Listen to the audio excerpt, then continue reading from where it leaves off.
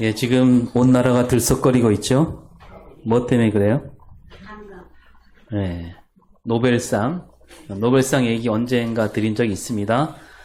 올해 노벨 문학상은 우리나라에서 나왔는데, 그 받은 사람이 이름이 한강이야. 이름이 한강이라는 작가인데, 우리나라 사람으로는 처음 받은 거죠.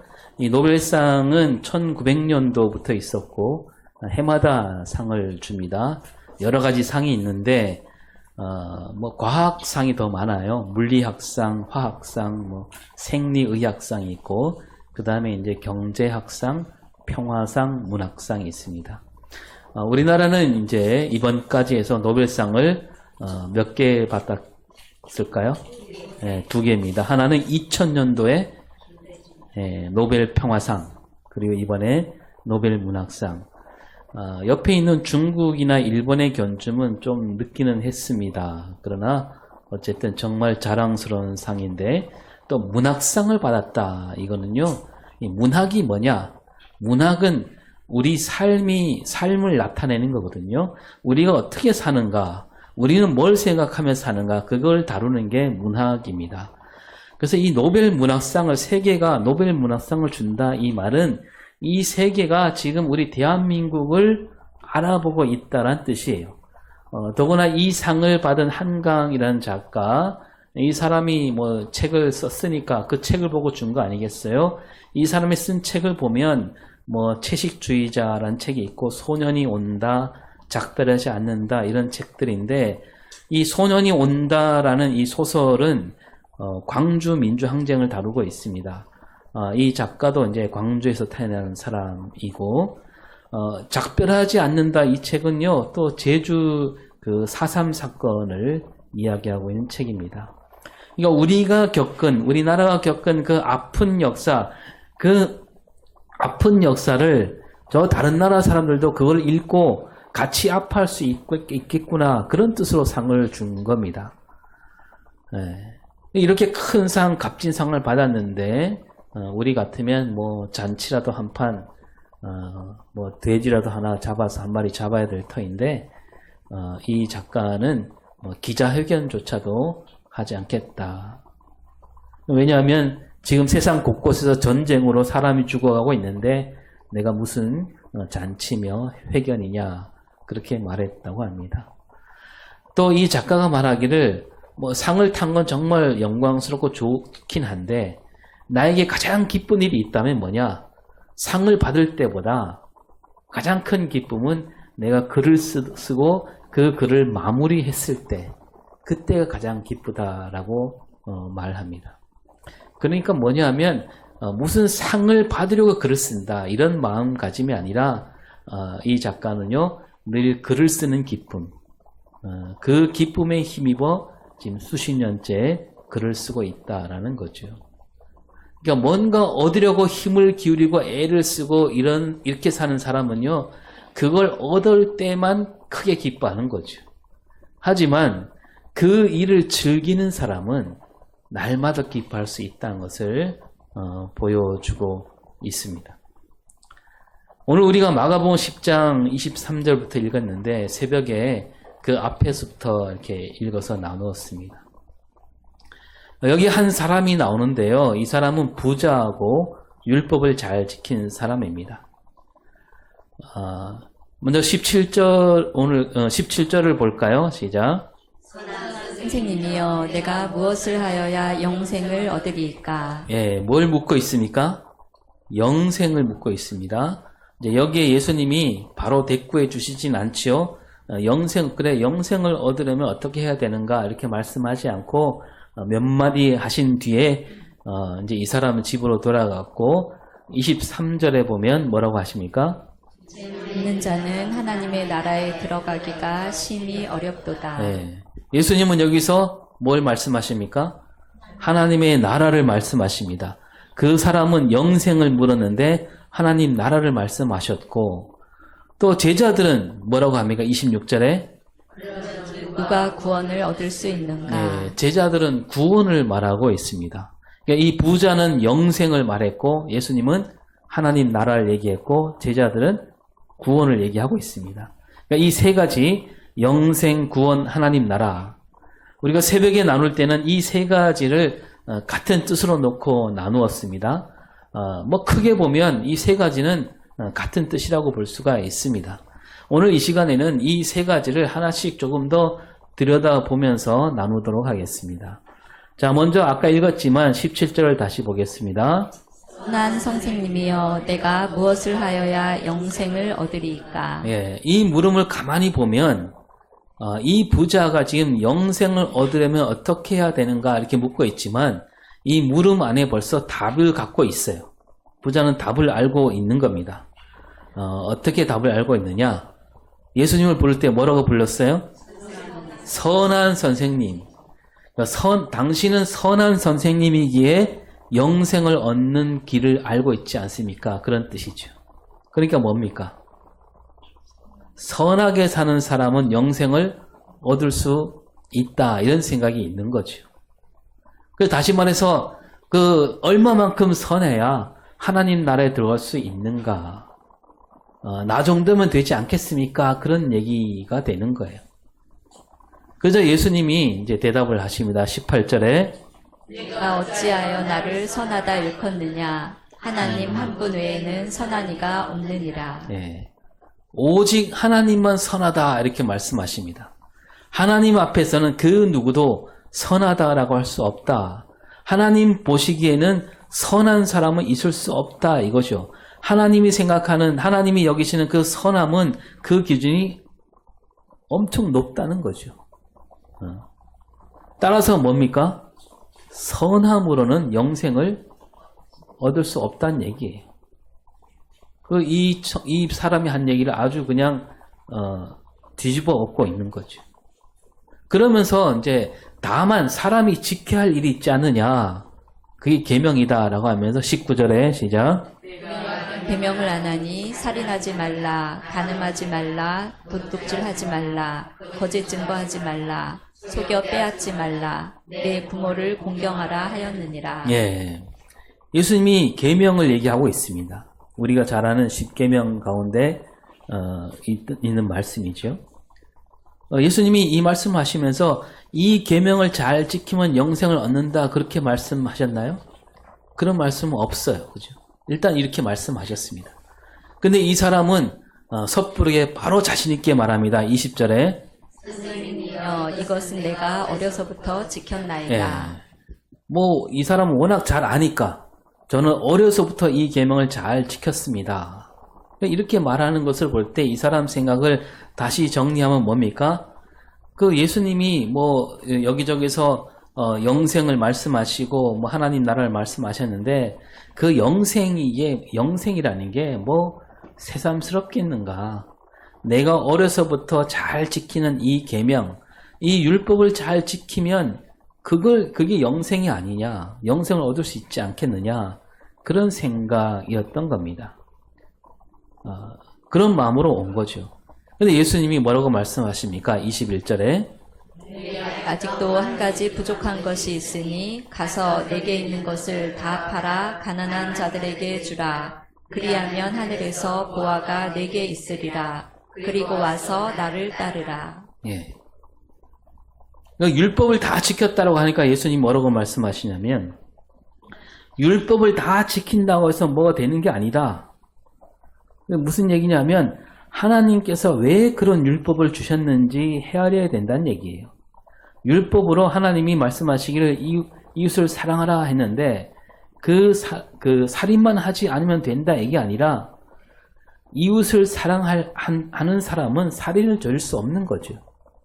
그리고 이웃을 사랑할 때 자기 것을 이웃에게 나눠줄 수 있는 겁니다. 그래서 이 사람에게 재산이 많은데 그 재산을 이웃을 사랑한다면 다 팔아서 그냥 파는 게 아니고 다 팔아서 가난한 사람들에게 나눠줄 때 그게 비로소 율법을 지킨 일이다 이렇게 말씀하고 있는 거죠. 그리고 나서 나를 따르라 이렇게 말씀하십니다. 그러니까 여기서도 예수님이 그 재산을 다 팔아서 가난한 사람에게 나눠주면 영생을 얻는다 이렇게 말씀하지 않아요. 다 다 팔고 나를 따르라. 그러니까 손에 움켜쥐고 있는 모든 것을 내려놓고 와서 예수님을 따르라 이렇게 말씀하시는 거죠. 예수님을 따르라 이 말씀은 옆에 있는 저 제자들처럼 따라다니라 그런 뜻이기도 하고 예수님이 말씀하신 그 말씀대로 살아라 이런 뜻이죠. 그렇게 하니까 이 사람이 어떻게 했어요? 22절에 그 사람은 재물이 많은 고로 이 말씀으로 인하여 슬픈 기색을 띠고 근심하며 가니라. 예, 슬픈 기색을 띠고 근심하며 갔습니다. 왜요? 재물이 많으니까. 재물이 많아서 어떤 마음이 든 거예요? 이거는 난 나눠줄 수 없다. 이거 나눠주면 난 어떻게 사냐? 그거 아니겠어요? 잘못 찾아왔구나. 이 사람은 잃을 게 많은 거예요. 근데 이 사람이 가진 게 많다는 거죠. 재물이 많아요. 근데 이 재물이 많은데 재물도 가지고 있으면서 그 다음에 영생도 얻을 수 있는 그런 길이 있을 것이라고 생각한 거죠. 근데 그게 안 된다 하니까 이 사람이 근심하게 되는 거죠. 그러니까 이제까지 생각하기를 어려서부터 율법을 잘 지켜왔으니까 이 영생을 얻는 일은 뭐 시간 문제 아닌가. 거기에다가 지금 재물도 많습니다. 걱정이 없어요. 이 사람 생각은 뭐냐면 내가 율법을 잘 지켜왔고 그래서 하나님이 복을 주셔서 이 땅에서 지금 부자로 살 수 있었다. 그리고 이 땅에서 다 살고 난 다음에 이제는 영생까지도 얻을 수 있으니 있다면 이보다 좋을 수 없다 이렇게 생각한 거예요. 이 부자는 예수님께 와서 그런 소리를 듣고 싶은 거죠. 너야말로 가장 복받은 사람이다. 마태복음에 보면 이 사람을 가리켜 청년이라 그러는데 젊을 때부터 당신은 복받은 사람이다. 이런 소리를 들을 줄 알았는데 예수님은 그런 말씀을 하지 않으시고 오히려 네 재산을 다 팔아서 가난한 사람들에게 주고 그렇다고 영생을 얻는 것도 아니고 예수님을 따르라 이렇게 말씀하시는 거예요. 그러니까 이 청년이 이 사람이 예수님을 따르지 못하고 떠나게 되는 거죠. 그 뒤에 어떻게 됐는지 뭐 알 길은 없는데 그러니까 이 부자는 뭘 얻으려고 했어요? 영생을 얻으려고 했고 영생을 얻을 수 있는 길이 있다 이렇게 생각한 겁니다. 그런데 예수님은 영생을 얻을 수 있는 길을 말씀하지 않습니다. 그냥 네 재산을 다 팔고 나를 따르라. 그리고 나서 예수님이 23절에 제자들에게 말씀하십니다. 재물이 있는 자는 하나님의 나라에 들어가기가 심히 어렵도다. 네. 여기서 보면 예수님이 말씀하시기를 재물이 있는 자는 영생을 얻기가 심히 어렵도다 이렇게 말씀하지 않으시고 하나님 나라에 들어가기가 심히 어렵다. 그러니까 그 부자는 아까 영생을 얻으려고 했잖아요. 영생을 말했는데 예수님은 하나님 나라를 말씀하고 있어요. 왜 그렇게 말씀하실까요? 앞뒤가 맞으려면 이렇게 말씀하셔야 되잖아요. 재물이 많은 사람은 영생을 얻기가 심히 어렵도다 이렇게 말해야 맞는데 예수님은 재물이 있는 자는 하나님 나라에 들어가기가 심히 어렵도다. 왜 영생을 말씀하지 않고 하나님 나라를 말씀하실까요? 영생보다는 지금 하나님 나라가 먼저란 얘기예요. 자, 예수님이 뒤에서 영생도 말씀하십니다. 저 뒤에 가면 30절에 뭐라고 되어 있습니까? 내세 영생을 얻지 못할 자가 없느니라. 네, 내세에 영생을 얻지 못할 자가 없다. 내세는 뭡니까? 죽은 다음에. 앞으로 다가올 세상, 하나님께서 온전히 다스린 세상, 이 세상이 끝난 다음에 올 세상이잖아요. 그때 영생을 얻지 못할 자가 없다라고 말씀하시는데 그럼 어떤 사람이 영생을 얻게 된다는 얘기일까요? 그 앞에 29절을 볼까요? 진실로 너희에게 이르노니 나와 복음을 위하여 집이나 형제나 자매나 어머니나 아버지나 자식이나 전토를 벌인 자는 예, 다 버린 사람. 뭐까지 버려요? 집도 버리고 형제, 자매, 어머니, 아버지, 자식 내가 갖고 있는 땅까지 다 버린 사람, 그 사람은 내세 영생을 얻지 못할 자가 없다라는 겁니다.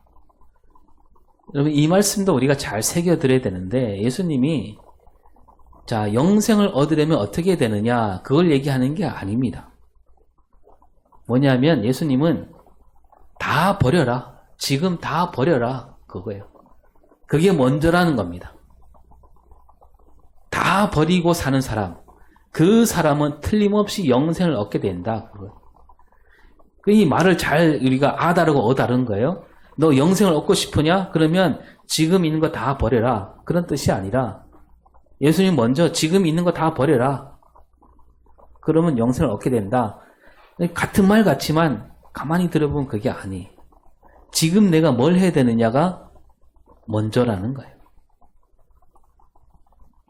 그러니까 이 부자는 영생을 얻으려면, 영생을 얻으려고 하는 마음이 먼저잖아요. 영생을 얻으려면 선하게 살아야 되고, 영생을 얻으려면 율법대로 살아야 된다, 그렇게 생각했는데 예수님은 그게 아니다. 영생은 내세에 일어날 일이다. 그것은 다른 말로 하면 하나님께서 하실 일이다, 그겁니다. 영생을 얻지 못할 자가 없다 그랬잖아요. 영생을 얻는다라는 것은 무슨 뜻이에요? 영생을 내가 가진다가 아니고 얻는다 그랬습니까? 누가 줘야 되잖아요. 누가 주는 거예요? 하나님이 주시는 겁니다. 그러니까 영생은 하나님이 주셔야만 받는 거예요. 그러니까 영생은 하나님이 하실 일이다. 그러니까 내세라는 말에 그 말이 들어있는 거죠. 그래서 지금 그때 일은 하나님이 알아서 하실 것이고, 지금 내가 할 일은 뭐냐? 그 부자에게 네가 할 일이 뭐냐? 영생은 접어두고 지금 할 일은 재산을 다 팔아서 지금 눈에 보이는 이웃에 있는 가난한 사람에게 나눠줘야 된다. 그리고 심지어 뭐까지 버리라고요? 집이나 형제나 자매나 어머니나 아버지나 자식이나 전토를 버리니 기꺼이 그 일을 하라는 거. 그러니까 영생을 얻으려면 예수를 믿어라, 이게 이런 뜻이 아니라요. 지금 예수 믿는 사람답게 살아라. 지금 어떻게 사는가, 그게 먼저라는 거예요. 내가 지금 어떻게 사는가, 그것만 신경 쓰라는 거예요. 내세에 일어날 일 하나님이 어련히 알아서 해주신다는 거예요. 그러니까 내가 막 그거 얻으려고 막 힘쓰고 애쓰고 그게 아니라, 그런 문제는 하나님께 맡겨두고 지금 하나님이 하라시는 일, 그 일만 해라는 겁니다. 그런 뜻으로 예수님이 말씀하신 거예요. 그래서 이제 예수님이 하나님 나라를 말씀하시는 거예요. 부자는 영생을 얘기했지만 예수님은 지금 하나님 나라가 가까이 오고 있으니 하나님 나라를 이루는 것, 거기에 힘쓰라는 거죠. 이렇게 재물이 있는 자는 하나님 나라에 들어가기 어렵다라고 하니까 제자들은 어떻게 합니까? 24절에 그 말씀에 놀라는지라 예수께서 다시 대답하여 이르시되 얘들아, 하나님의 나라에 들어가기가 얼마나 어려운지. 네. 그러니까 재물이 있는 자는 하나님 나라에 들어가기 어렵다라고 하니까 제자들이 놀랐습니다. 왜 놀라냐면 뭐 그거잖아요. 아까 제자들이 옆에서 다 들었잖아요. 그 부자는 틀림없이 영생을 얻는 길을 물었는데 예수님은 하나님 나라를 말씀하시고, 또 부자는 하나님 나라에 들어가기가 어렵다고 하시니까 그것 때문에 놀라는 거죠. 이게 도대체 무슨 말이냐? 당장 알아듣기가 어려운 거죠. 그 놀라하고 있는 제자들에게 예수님이 다시 말씀하십니다. 25절에 낙타가 바늘기로 나가는 것이 부자가 하나님의 나라에 들어가는 것보다 쉬우니라. 네, 이 말씀을 들었을 때 제자들은 어땠을까요? 뭐 깜짝 놀랐을 겁니다. 아예 예수님이 쐐기를 받고 있어요. 낙타가 바늘기로 나간다. 이거 있을 수 있는 일입니까? 이건 천지가 뭐 바뀌어도 있을 수 없는 일이잖아요. 따라서 뭡니까? 부자가 하나님 나라에는 갈 수 없다. 아무리 애를 써도 부자는 하나님 나라에 갈 수 없다. 그 제자들이 놀랄 수밖에 없지요. 그 제자들 생각에는 영생이든지 하나님 나라이든지 아니 재물이 많아서 나쁠 건 없지 않느냐. 오히려 재물이 많으니까 그 재물로 좋은 일도 많이 하고 그 좋은 일을 많이 해서 그래서 하나님께 인정받고 그래서 그 영생을 얻거나 또 하나님 나라에 들어갈 수 있지 않을까 이런 생각이었는데 예수님은 아예 딱 잘라 말씀하시는 거예요. 부자는 갈 수 없다. 그 26절에 뭐라고 합니까? 이 매우 놀라 서로 말하되 그런즉 누가 구원을 얻을 수 있는가? 예. 그 지금 부자는 영생을 말했고 예수님은 하나님 나라를 말했는데 제자들은 지금 뭘 얘기하는 겁니까? 구원을 얘기하고 있어요. 왜 구원을 또 이게 제자들은 구원이라고 그랬을까요? 누가 하나님 나라에 들어갈 수 있을까? 이렇게 얘기하든가 누가 영생을 얻을 수 있을까? 이렇게 물어야 되는데 제자들은 또 누가 구원을 얻을 수 있는가? 아까 뭐 크게 보면 다 같은 말이라고 했지만 이게 이 표현이 다르잖아요. 왜 그랬을까요? 제자들은 구원이라는 말에 그 마음을 담고 있는 거죠. 구원이라는 말을. 제자들은 구원을 어떻게 생각했느냐? 두 가지입니다. 하나는 하나님 앞에 제사할 때 율법에 맞게 제물을 갖고 가야 된다는 거죠. 그래야 하나님 앞에 인정받는 백성이 되는 거잖아요. 그러려면 이제 재물을 마련해야 되고, 재물을 마련하려면 뭐가 있어야 됩니까? 돈이 있어야 되고. 따라서 부자들은 하나님 백성이 되기가 더 쉽다는 거죠. 하나님이 인정하는 백성이 되기가 더 쉬워요. 그리고 가난한 사람들은 어떻습니까? 가난한 사람들은 하나님께 드릴 재물을 마련하기가 힘들어요. 그러니까 제사할 때 가난한 사람들은 재물을 갖고 오지 못할 때가 많아요. 그래서 죄를 용서받지 못하는 거죠. 그들 생각에 따르면. 그러니까 가난한 사람들은 늘 죄인으로 살아야 되는 겁니다. 그 바리새인이나 서기관들, 율법학자들은 그래서 가난한 사람들을 가르쳐서 뭐라고 하냐면 죄인이라고 그러잖아요. 저들은 죄인이다. 왜냐하면 지난번 제사 때 너 안 왔지? 재물 들고 안 왔지? 그러면 너 죄를 용서받지 못한 거야. 그거 아닙니까?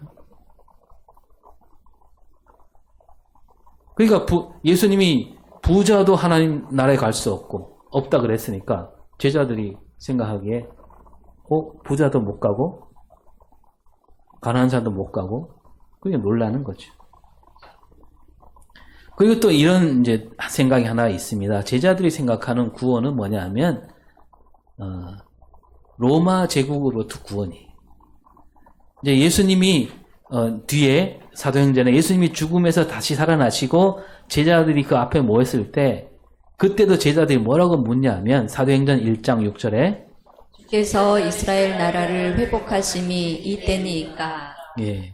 예수님이 다시 살아나신 다음에도 제자들은 무슨 생각이 가득해 있냐면 하나님 나라, 예수님 말씀하신 하나님 나라보다는 뭐예요? 이스라엘. 이 제자들은 하나님 나라라는 말이 입에 붙지 않는 거죠. 예수님은 늘 하나님 나라를 말씀하셨지만 그래서 예수님이 하나님 나라에 들어가기 어렵다고 하셨지만 제자들은 그걸 그대로 쓰지 않고 누가 구원을 얻을 수 있을까 이렇게 받아치고 있는 겁니다.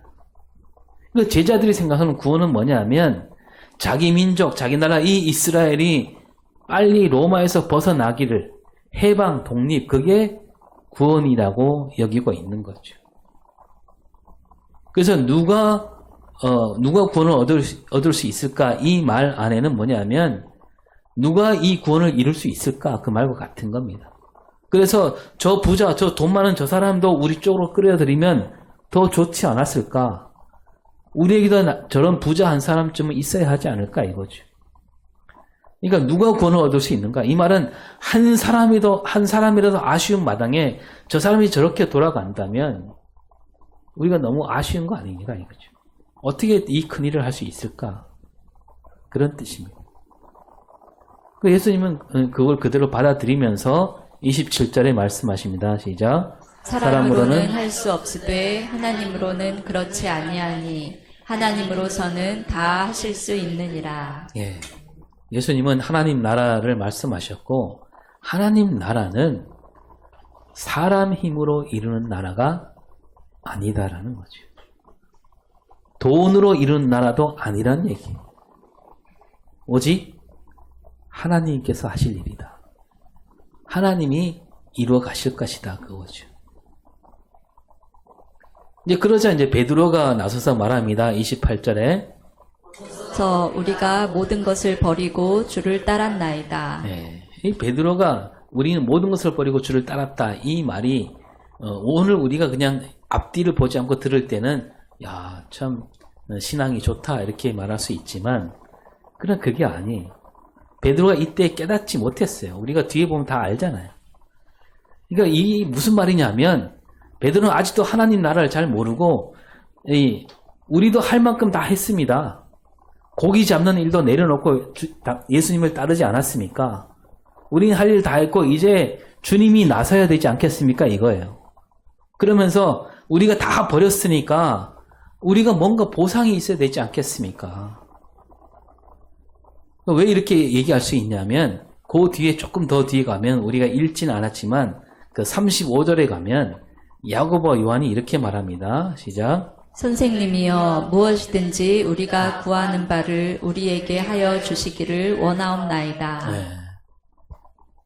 우리가 바라는 게 있습니다. 그거 우리에게 주십시오. 그거 아닙니까? 이 말이 무슨 뜻이냐면 그 뒤에 37절에 그대로 드러납니다. 시작. 주의 영광 중에서 우리를 하나는 주의 우편에 하나는 좌편에 앉게 하여 주옵소서. 무슨 얘기예요? 주의 영광 중에서 이 영광은 뭐예요? 하나님 영광입니까? 하나님 보좌가 아니에요. 여기서 말하는 영광은 주님께서 새로운 나라를 이루시고 왕 위에 앉았을 때 그 왕 위에 앉았을 때 한 사람은 오른쪽에 한 사람은 왼쪽에 영의 뭡니까? 좌의정 우의정 그거 아닙니까? 그거예요. 그 제자들은 아직도 그 생각이 가득 차 있는 겁니다. 베드로도 그렇고 야고보 요한도 마찬가지로 예수님이 말씀하신 하나님 나라를 제대로 알지 못하고 있는 거죠. 예수님이 이 땅에 나라를 세워 왕이 되리라 그렇게 받아들이고 있는 겁니다. 그렇게 하면 우리 이스라엘이 구원받는다 그거예요. 그게 구원으로 생각하는 거예요. 그래서 예수님이 왕이 되면 우리 한 자리씩 앉게 해달라 이거죠. 여기에 벌써 이 제자들 속내가 다 드러나고 있는 거죠. 그 제자들이 뭐 다 버리긴 했습니다. 그죠? 다 버렸어요. 그죠? 그 아버지하고 같이 일하다가 아버지도 놔두고 그냥 따라다녔잖아요. 그러니까 우리가 다 버렸으니까 요즘 말로 이만큼 투자했으니까 이만큼 챙겨줘야 되지 않겠습니까? 뭐 떨어진 게 있어야 되지 않겠습니까? 그런 얘기로 베드로가 우리가 보소서 우리가 다 버리고 주를 따랐나이다 이렇게 말하는 거죠. 그러자 예수님이 그 뒤에 뭐라고 말씀하시냐면 아까 읽긴 했습니다. 29절 다시 읽습니다. 내가 진실로 너희에게 이르노니 나와 복음을 위하여 집이나 형제나 자매나 어머니나 아버지나 자식이나 전토를 벌인 자는 네, 자 제자들도 다 버리고 예수님 따르긴 했습니다. 그래서 예수님은 뭐라고 말씀하시냐면 너희들은 뭘 위해서 버렸느냐 이렇게 되묻고 계시는 거예요. 버리되 뭘 위해서 버려야 됩니까? 나와 복음을 위하여 버린 자. 나와 복음을 위하여 버린 자. 이게 무슨 뜻입니까? 예수님이 외치신 복음이 뭡니까? 하나님 나라잖아요. 하나님 나라 복음이에요. 그러니까 그래 너희들 다 버리긴 했는데 그 버린 게 너희를 위해서 버렸느냐? 하나님 나라와 복음을 위해서 버렸느냐? 이거죠. 하나님 나라를 이루고자 다 버린 사람. 그런 사람을 얘기하는 겁니다. 그런 사람에게 하나님이 주신다 그럽니다. 두 가지를 주십니다. 하나는 현세에 주시고 하나는 내세에 받는다. 내세에서 얻는 거 앞에서 말씀드렸죠. 그런데 앞에서 그 현세에 받는 게 뭡니까? 30절에 나오죠. 현세에서 집과 형제와 자매와 어머니와 자식과 전토를 100배나 받되 박해를 겸하여 받고 예. 그러니까 하나님 나라를 위해 가족이나 자기 가진 것들을 다 버린 사람은 100배를 받는다. 100배를 받는데 현세 받는다. 무슨 뜻일까요? 현세 받는다. 현세에 하나님 나라를 경험할 수 있다는 얘기입니다. 그리고 그냥 받는 건 아니고 다만 박해를 겸해서 받는다. 박해 없이는 하나님 나라가 이루어지지 않는다 그거죠. 이 말씀에 따라서 우리가 그 사도행전을 보면 알겠지만 초대교회 안에 하나님 나라가 이루어졌습니다. 그렇잖아요. 자기 것을 다 나누고 서로 진짜 내 것을 내 것이라는 사람이 없고 가난한 사람들 막 엄청 도와주고 그런데 거기에 뭐가 따라왔어요? 박해가 따라왔죠. 박해. 오늘도 마찬가지 아닙니까? 그때와 같은 그런 박해는 없지만 우리가 이렇게 살려면 세상을 거슬러 살아야 되잖아요. 힘들지요. 어려움이 생깁니다. 손해도 봐야 되고 희생도 따릅니다. 그러나 그때 하나님 나라가 이루어진다는 거예요. 그러니까 집이나 전토를 100배를 받는다. 이게 뭐냐면 사도행전에 나왔듯이 예루살렘과 온 유다와 사마리아와 땅끝까지 그 땅끝까지가 하나님 나라가 된다는 얘기예요. 그러니까 그렇게 생각하며 사는 사람들은 지금 자기가 있는 집 전토와 견주면 100배가 넘죠. 그걸 하나님 나라를 삼으라는 얘기입니다. 온 세상이 하나님 나라가 된다. 근데 그 하나님 나라 일꾼이 되니까 그게 받는 거랑 마찬가지죠. 자, 그러면 형제와 자매 그리고 어머니를 100배 받는다. 이건 무슨 뜻일까요? 말대로 하자면 새로운 가족이 생긴다는 얘기 아니에요? 이 말은 이제 예수님이 저 3장 말씀에서 보여주셨습니다. 3장에서 예수님이 가족들이 찾아오잖아요. 그때 예수님이 3장 33절에 뭐라고 말씀하시냐면 누가 내 어머니이며 동생들이냐. 예. 그리고 나서 34절 35절에 내 어머니와 내 동생들을 보라. 누구든지 하나님의 뜻대로 행하는 자가 내 형제요 자매요 어머니이니라. 예. 그러니까 예수님은 하나님 나라를 이루시고자 가정을 떠난 겁니다. 그 예수님은 피로 맺은 가족만 가족이 아니라 하나님 뜻대로 사는 사람, 그 모든 사람이 내 가족이다. 마찬가지로 예수님을 따르는 제자들, 그들도 하나님 나라를 이루어가야 할 사람들이고 그들이 지금 피로 맺은 내 가정을 떠난다 할지라도 이제는 그 가족이 거기서 머물지 않고 하나님 말씀대로 사는 이 땅에 있는 모든 사람이 가족이 된다는 거죠. 이런 뜻에서 가족을 100배나 받는다라고 하신 겁니다. 그러니까 뭐냐면 하나님 나라를 이룬 사람들은 핏줄을 나는 가족만 내 가족으로 여기지 말고 이 세상 모든 사람을 내 가족으로 여겨야 된다. 거기에 하나님 나라가 있다라는 거죠. 우리가 하나님께서 우리에게 가정을 주신 뜻이 뭐냐 몇 차례 나누었잖아요. 우리가 가정 안에서 하나님 사랑을 배우게 됩니다. 왜냐하면 우리 가족들을 볼 때, 우리 가족을 사랑할 때 속에서 우러나오는 사랑이잖아요. 애를 쓰지 않아도 사랑이 저절로 나오잖아요. 그걸 통해서 우리가 어떻게 합니까? 아, 하나님께서 나를 이렇게 사랑하시는구나. 하나님 사랑을 우리에게 알려주시는 거예요. 그래서 우리에게 가정을 주신 겁니다. 그걸 깨닫게 하시려고. 그 사랑을 알았으니까 이제 그 사랑으로 누구를 사랑하라고요? 이웃을 사랑하라. 의무가 아니라 내 가족을 사랑하는 그 사랑으로 이웃을 사랑하라 그겁니다. 그때 하나님 나라가 이루어진다는 겁니다. 그리고 이제 마지막에 31절에 뭐라고 합니까? 그러나 먼저 된 자로서 나중되고 나중된 자로서 먼저 될 자가 많으니라. 예. 그러니까 말하자면 베드로를 비롯한 제자들이 먼저 된 사람들이라고 할 수 있겠죠. 예수님을 가장 먼저 따라 나섰고 하나님 나라 일꾼에서 가장 앞선 사람들이라고 할 수가 있겠습니다. 예수님이 미리 말씀하시는 거예요. 이 사람이기 때문에 제자들이 그걸 내세우고 싶어 할 수 있는 거잖아요. 내가 먼저 됐으니까. 근데 하나님 나라는 누가 앞이고 누가 뒤고 그런 거 없다는 거죠. 하나님은 줄 세우는 분이 아니에요. 누가 더 잘하냐 그거 따지지 않습니다.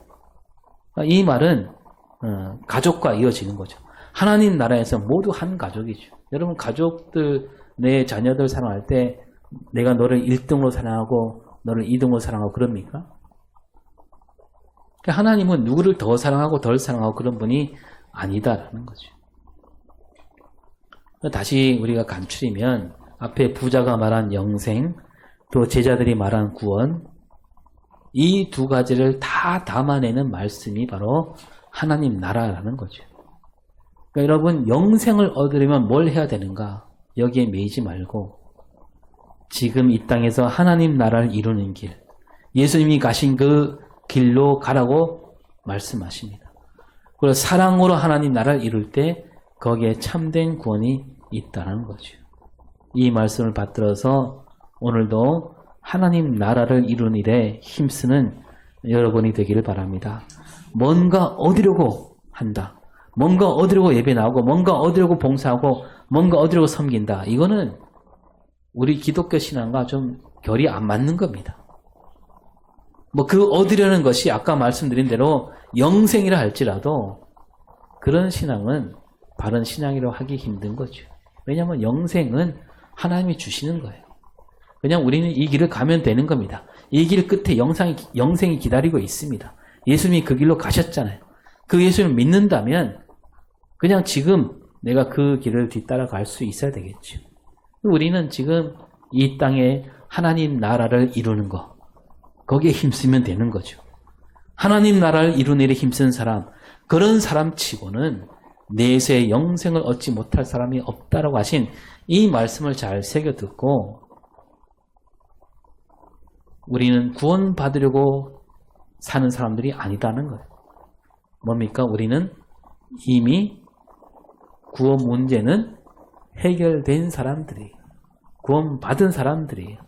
그래서 지금 내가 해야 될 일은 구원받은 사람답게 온 세상 구석구석에 하나님 나라가 펼쳐지기를 힘쓰고 온 세상 모든 사람을 내 가족으로 여기는 내 가족처럼 사랑하며 살아가는 그런 삶을 살아가는 저와 여러분이 될 수 있기를 바랍니다. 기도하겠습니다. 하나님, 우리가 모든 것을 하나님께 맡기는 삶을 살게 하여 주시옵소서. 영생조차도 하나님께 맡기고